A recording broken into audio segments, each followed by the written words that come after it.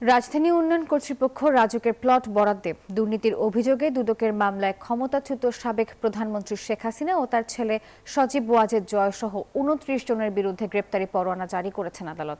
মঙ্গলবার দুপুরে ঢাকার মেট্রোপলিটন সিনিয়র স্পেশাল জজ জাকির হোসেন গালিবের আদালত দুদকের দেয়া চার্জশিট আমলে নেন। পলাতক থাকায় আদালত তাদের বিরুদ্ধে গ্রেপ্তারি পরোয়ানা জারি করেন।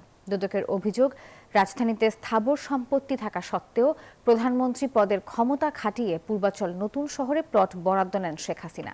শেখ হাসিনার পাশাপাশি তার ছেলে সজীব ওয়াজেদ জয়কেও একই উপায়ে পূর্বাচলের ১০ কাঠার আরও একটি প্লট বরাদ্দ দেওয়া হয়। বান্ডেল থাকলে প্রতি সেনমানিতে টাকা বাঁচবে। বিকাশ সেনমানি বান্ডেল কিনে জিতুন প্রতি লেনদেনে।